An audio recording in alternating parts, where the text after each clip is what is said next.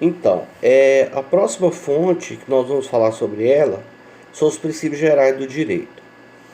Também é algo que vocês estudaram lá no início da faculdade, quando vocês viram que existem vários princípios gerais do direito. O princípio da proteção da propriedade, o princípio da defesa do contraditório, o princípio da boa-fé nas relações contratuais, vários princípios que norteiam as relações jurídicas. Quando a Corte de Haia foi criada, ela foi criada em 1920 e naquele momento o mundo pouco ouvia falar sobre socialismo. Então, as pessoas, a grande parte das pessoas, ouviam falar tão somente no mundo capitalista. Era a realidade do início do século XX. Todos os países eram capitalistas. Ali a Rússia, em 1917, iniciava uma trajetória que posteriormente, então, tornou-se um país socialista, mas até então o mundo só conhecia países comunistas. Posteriormente, os doutrinadores soviéticos defenderam a ideia de que esse conceito de princípios gerais do direito que havia sido dado para a Corte Internacional de Justiça no passado precisava ser remodelado. Ele precisava ser remodelado por quê? Porque o direito internacional público ele regula estados soberanos. Ele não regula apenas estados capitalistas. Ele regula também os estados socialistas. Então o que eles fizeram? Eles criaram um novo conceito de princípios gerais do direito. O que eles fizeram? Tiraram alguns desses princípios, vale lembrar que e depois posteriormente na Revolução da China e em outros países que também adotaram o socialismo, Cuba e etc. As propriedades foram as propriedades privadas, grandes propriedades privadas, os latifúndios foram expropriados pelo Estado. E a diferença de desapropriar para expropriar é porque na desapropriação o Estado indeniza, enquanto que na expropriação o Estado apenas toma para si. Então uma pessoa que tinha lá 10 mil hectares de terra, né, vamos supor aí que a Condessa Cheliane tivesse lá 10 mil hectares de terra. Durante a Revolução, eles foram lá, expropriaram a terra dela, não pagaram nada para ela em troca, porque o interesse do coletivo estava acima de tudo, né? Tudo é do povo, né? Pelo menos na teoria, né? Na prática a gente sabe que não funciona bem assim, né? Desde que o mundo é mundo, que terá elite. Que seja no mundo capitalista, que seja no mundo socialista, sempre terá elites. Mas o fato é que naquele momento a Condessa se viu expropriada da sua terra e ali fizeram 10 mil lotes de 1.000 hectares cada um. Depois desses 1.000 hectares dividiram em mais 10 lotes de 100 hectares cada um. E fizeram ali uma comuna, né? E deram para a Cheliane um lote, para ela também trabalhar, né? E sobreviver ali do suor do seu trabalho. Então, muitos desses princípios, que eram princípios originalmente capitalistas, foram remodelados para atender os interesses de todas as nações, inclusive as nações socialistas também, né? As comunistas, as socialistas. Então, eles criaram outro nome. Eles aboliram essa expressão princípios gerais do direito, porque aí englobaria todos, e criou-se uma nova divisão chamada os grandes princípios gerais do direito. Ficaram alguns desses princípios gerais do direito, outros não, como é o caso do princípio da defesa do contraditório. Eu vou falar sobre isso lá adiante, mas o processo entre o momento da prisão em flagrante até o julgamento e a condenação e a execução da pena, que geralmente é pena de morte, o governo chinês criou um sistema que em 30 dias você dá conta de tudo isso.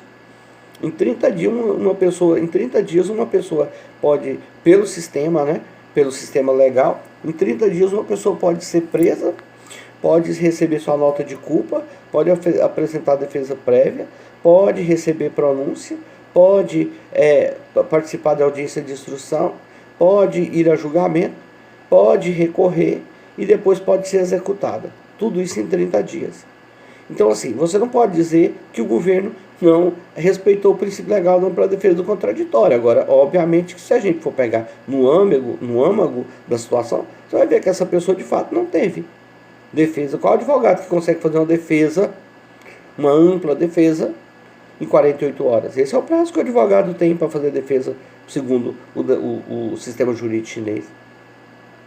Mas aí você precisa olhar a quantidade de gente que tem, né? O Estado precisa quanto antes se livrar daquela pessoa, quer seja para inocentá-la ou quer seja para executá-la, se o crime for, claro, pena de morte, porque nem todos os crimes são sancionados com a pena, né? Nem todas as penas dos crimes são sancionadas por morte, né?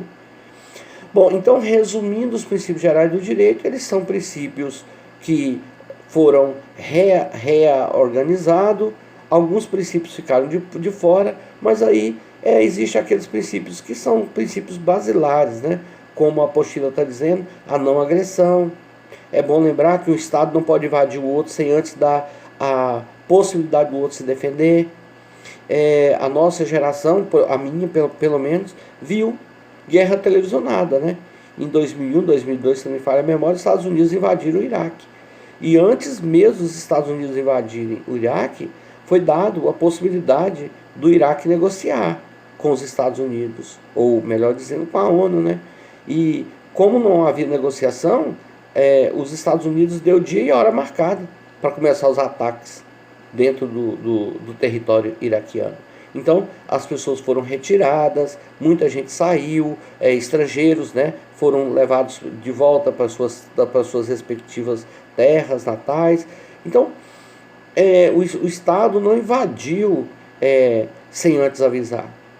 E, anteriormente, em 1990, o Iraque, sem qualquer aviso prévio, sem que o Kuwait tivesse feito nenhum tipo de ameaça, sem que o Kuwait tivesse praticado qualquer agressão, o Iraque invadiu o território do Kuwait, né? Foi a Guerra do Golfo, que talvez aí vocês não vão se lembrar, claro, né? Não é da época de vocês, mas ali houve uma agressão injusta. Tanto houve que posteriormente, quando o Iraque bateu em retirada para voltar para o seu território, ele voltou botando fogo nas refinarias de petróleo, né? E isso tudo vai ter uma repercussão, como nós vamos falar na apostila 9, já no final na apostila 10, já no final do semestre, né? Isso gerou uma ação de indenização. O Kuwait entrou com ação contra o Iraque, ele ganhou a ação na Corte Internacional de Justiça.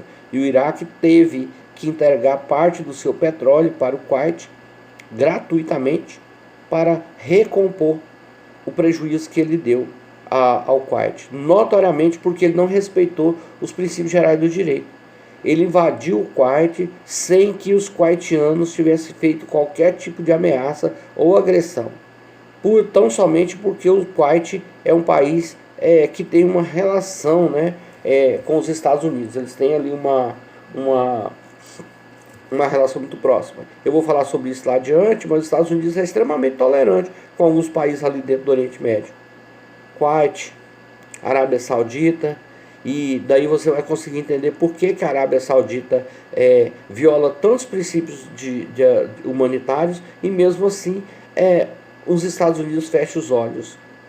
Se os iraquianos fizessem a metade daquilo que os sauditas fazem ali, era motivo inclusive de guerra.